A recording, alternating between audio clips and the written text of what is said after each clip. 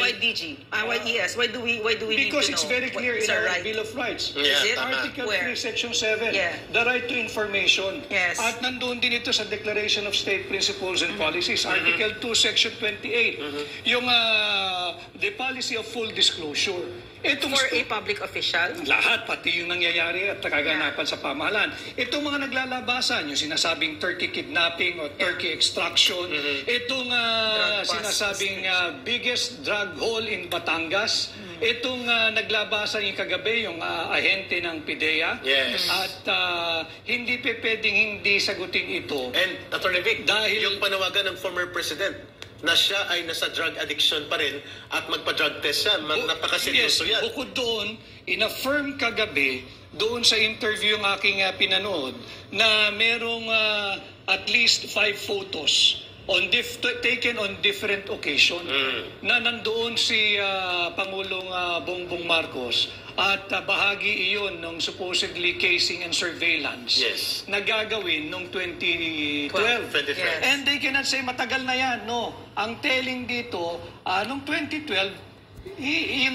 sinasabing siya ay subject ng casing and surveillance. Siya ay senador. Yeah. Yes. Siya ay senador ng Republika ng Pilipinas. Active public And official.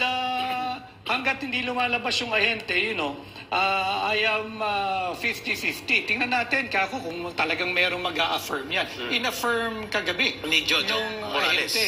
And siya'y dapat saluduhan. Yes. At sana maprotektahan din natin mga sambayan ng Pilipino because hindi rin naman biro yung ginawa niyang paglabas kagabi at pagsabi na talagang may dokumentong ganon. Yun. ES, yung sinabi mo tungkol kay Jojo, I'm sorry, I just need to say it, kasi, all these years, na andyan nakaupo si Bongbong Marcos, parang parang na-overdose ang Pilipino ng mga taong walang honor. No, so to hear Jojo Morales, si Sir Morales talk about it and take a stand for our country was really wonderful talaga na meron pa palang mga taong may prinsipyo. Actually, Lorraine, marami.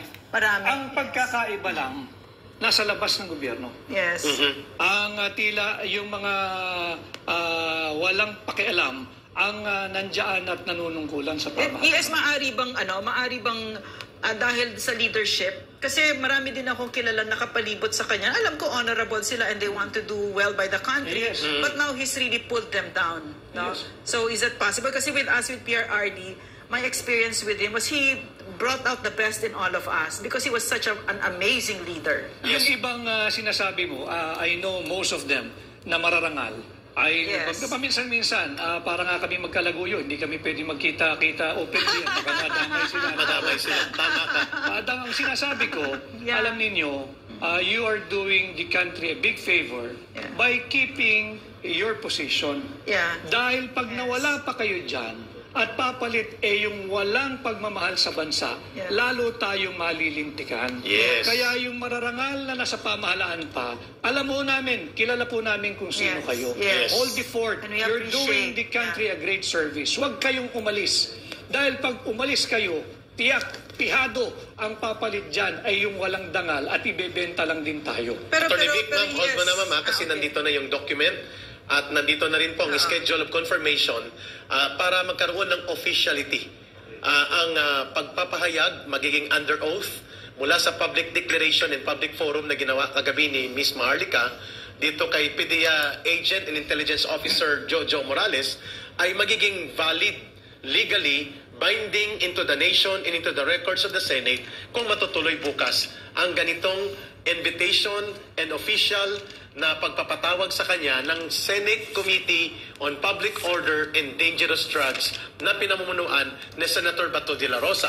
But we have received unconfirmed report right now as we are discussing, Ma'am Lorraine, Attorney Vic Rodriguez, na hindi daw ito pinapayagan pa na ikalendaryo na according to the reports coming from the Office of the Senate President, Mig Subiri, Senator Subiri, and hindi ko alam bakit may role dito si Senator Jinggoy Estrada na kinakausap daw ang Senate majority floor leader kung pwede i-vet mo na ang napaka-iskandalusong pagpapakita bukas ng revelations na ito under oath on a Senate committee hearing. Attorney Vic, ito po ang kaganapang ito ay napapatawag na si Jojo Morales na nag-reveal ng kanyang muka. How do you react to these maneuvers right now, and how important is the official Senate committee hearing regarding his revelations and testimonies? Again, we will go back to our constitutional right. We have the right to know and the right to information on all public matters subject to reasonable conditions. Hindi ba? So Article 3, Section 4 yan. At babalik din tayo doon sa Article 2, Section 28, yung policy of full disclosure ng Estado. Hindi nyo pwedeng pigilan ang pagdinig ng napakahalaga at ito'y talagang vested with heavy public interest. But I think the challenge now is really na kay Senador Bato. How far is he willing to go? How far is he willing to take the side of the Filipino people? But Yes, from correct. how I have apprised him when he was the PNP chief, I think he'll go all the way. And he should go all the way. Because this matter is already out in public. It's being it's consuming everybody sa palengke, sa terminal ng tricycle, sa barbershop, As it should. sa sakayan ng LRT, MRT, bus station. Including international community. Yes, pinag-uusapan ito. And alam mo, ang nakikita ko rito, the Filipino people are very, very grateful. Marunong tumanaw ng utang na loob. And when you stand up for the Filipino people, Senator Bato, I think Agree. they will support you in your endeavor this coming midterm election. Yes, klaro yan. Ma'am, If you will come out, if you will come go all out. the way. Kasi dito natin makikita, if Mig Subiri was put into pressure dito sa kawalang katuturan, moro-moro at mapangharas, mapangwasak na hearing ni Risa Hontiveros, na alam natin pinunduhan yon hindi ng Senado, kundi ng Special Operations at Modus Operandi, at ang itinuturo ng marami ay involved dyan ang Special Ops ni Lisa Araneta at nila Mel Robles doon sa mga peke na witnesses para idiin si Pastor Kibuloy, para idugtong sa mga Duterte at wasakin ang SMNI at si Pastor Kibuloy, including ang Kingdom of Jesus Christ, kung pinayagan yung moro-moro at mapangwasak na Senate hearing ni Risa Hontiveros na monolog niya. Much more na ito'y interest ng taong bayan dahil totoo ang mga revelations ayon sa mga testimonya. How that can be possible with Senator Bato to insist his way as a Senate Committee chairperson over the authority of the Senate President and the majority leader na siya nagkakalendaryo nitong hearing. Senator Bato should merely invoke Article 9, Section 4 of the Constitution, Which is? that they have sworn to uphold and defend the Constitution. Klaro. Nanumpa lahat ng lingkod bayan na yan. At pwede rin niyang sabihin yung Article 11, Section 1. Public office is Is a public public trust. At babalik tayo, yung aming karapatan ho. We have the right to know Article 3, Section 7 and Article 2, Section 28, yung full disclosure of all public matters affecting governance. It affects the very lives of every Filipino people. Kailangan po itong sagutin. And I believe Senator Bato will rise to the occasion. And hopefully. I think he is up to the challenge. Hopefully.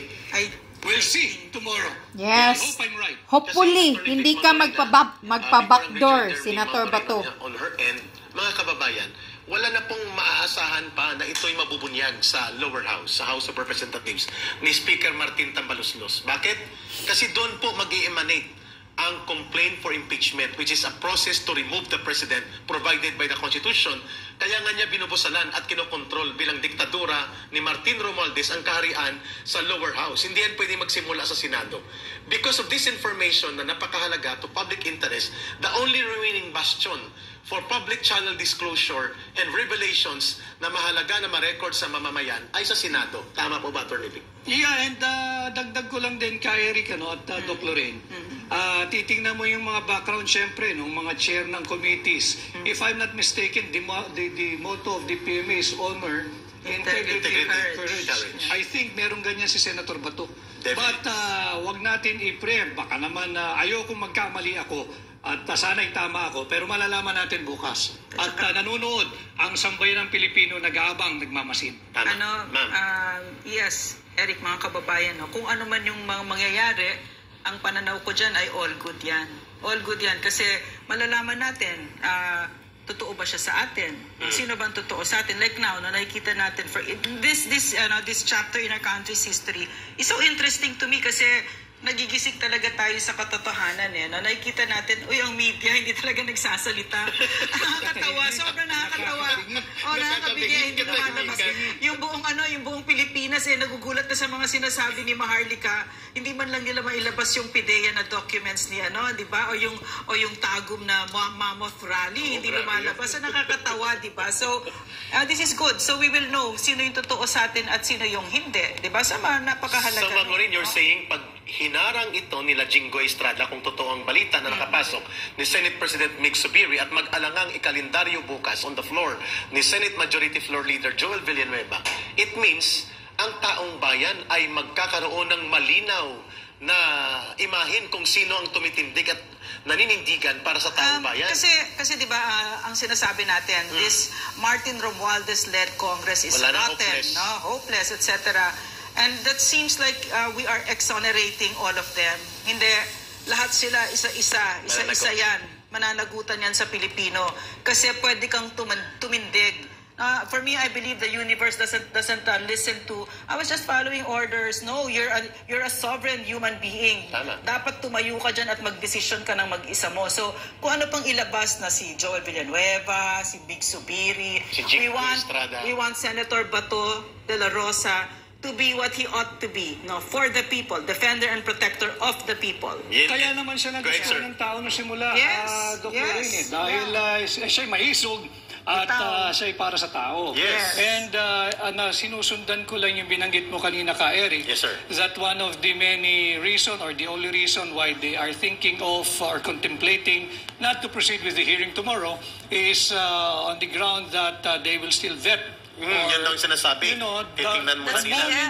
The moment that this PIDEA agent, the former PIDEA agent, sent the letter to the Senate and to Congress, and the moment they received it, doon pa lang dapat nag-vet na sila. The vetting process should have commenced early on. Not now, not tomorrow. It's too late. It's too late. And again,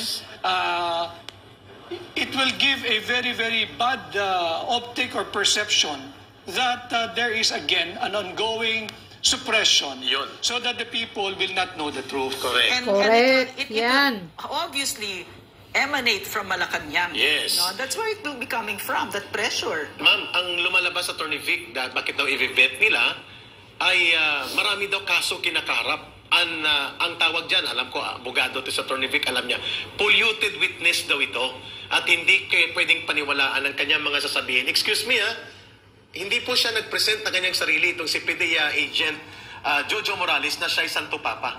He does not present himself as a pious man na magtitistigo siya on matters na hindi niya alam. Ano man ang background niya tungkol sa kanyang mga personal na mga kaso, Attorney Vic, ginagamit ito ngayon na i-vet muna natin, baka masunog at makuryente tayo. Attorney Vic, hindi ba palusot na lang ito? Hindi pwedeng masusunog sila dahil problema nung ahente kung siya ay isang bulilyaso yung kanyang magiging testimonya. Sariling katawan niya yon, sarili niyang pag-iisip. Kung gusto niyang mapunta sa isang malaking problema, ginawa na niya yung hindi niya dapat ginawa. But the way I have apprised him yesterday during the interview that he had is very credible. Very spontaneous. Bilang abogado. At tsaka talagang lumalabas lang And he does not agree all the time to whatever Maharlika is asking him. Yes. Ang dami niya sinasabing sa sandali lang, itatama ko o sa tingin ko ganito. Now, hindi rin siguro para sa kanila na baka naman yan, mapahamak. Problema ng may katawan. Sinabi niya, paninindigan niya, yung kanyang mga, ang term nga niyang ginamit kahapon it's so 2012. Na siya raw mismo yung tumipak. Yeah. Yung mga hindi na ho nakakita ng typewriter, yung po yung termino ron. Yung tumipak siya mismo. Kasi wala naman daw siyang secretary. Siya yung mismo nag-type. So lahat ng entry doon sa pre-operation requirement, yung pre-operation report, siya mismo gumawa ng entry. Including ang direct deposition of the confidential informant. Yung term na ginamit niya, siya mismo yung tumipak. Kaya hindi siguro tama na ang gagawing kadahilanan ay i-vet. You should have vetted yung kanyang sulat and whatever attachment na meron man yan, kung meron man. Now, I know very sensitive yung bagay na ito. Kaya lang, voluntary siyang sumulat eh. At sinasabi niya, patututuhanan ko lahat yan. At yung kagabi, marami pa siyang gustong sabihin eh, pero respectful siya sa magaganap na Senate hearing bukas. Para bukas. Yes. Kaya sinabi rin niya, sana maunawaan daw ng taong bayan na i-hold niya muna yung mga information at sasabihin niya ito during the Senate hearing. Correct. Ako excited ng taong bayan So, ito. Dagdag ko lang Go ahead. hindi rin kabawasan kung yung tao magtetestigo ay may kaso. Bakit? Siya lang naman ay PIDEA, dating PIDEA agent. Yes. Ang kaharap na mga PIDEA agent, ang tinutugis ng mga yan, drug addict, drug Correct. pushers, Correct. Lord. Yung mga big time, yung may mga kwarta. Pag yan ay hinuli mo, Kaso. sa bahagi na unang buhay nila, kakasuhan. Parang Papatayin kami, sila. CPP. Hanggang ngayon, nahabol nila At kami. yung sinasabing may kaso, convicted na ba? Convicted na ba? Nasaan ba yung kaso? Ano ba yung kaso? Meron pa nga dyan, kesyo raw unpopular siya sa Homeowners Association. Oo, lumabas din yung kahapon.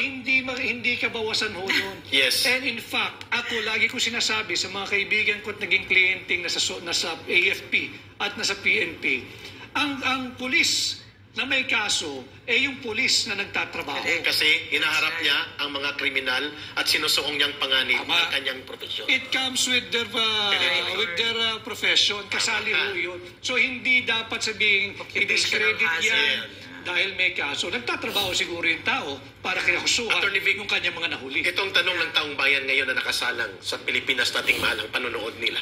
How important that the Senate hearing will now open up everything, the revelations, and among others, upang yung mga may nahahawakan pang kaalaman sa ganitong usapin ng drug addiction, involvement to illegal drugs ng Pangulo ng Bansa at lumalabas pati yung bayaw niya na kapatid ni First Lady Araneta Marcos na si Martin Araneta ay lumalabas dito sa mga proseso ng investigasyon na ito. How important na ito po'y may tutuloy at gaano din ba kabigat na ito ngayon ay pinipigilan ng Administrasyong Marcos sa kanya mga alipores na marunong magmanipula, manggipit at mangbusal? I think it's a litmus test for the Senate as an institution. Not just for Senator Bato, but for the Senate as an institution.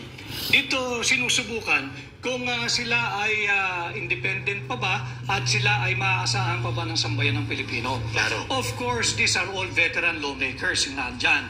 The way they will conduct the hearing, very responsible naman yan.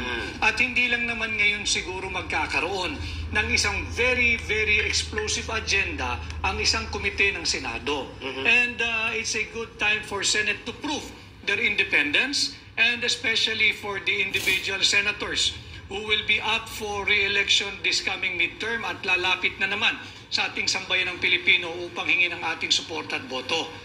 Paglaban nyo rin ho ang soberanya. Yes. Paglaban nyo rin po ang mamamayang Pilipino at ipakita po ninyo ang inyong independence. Klaro.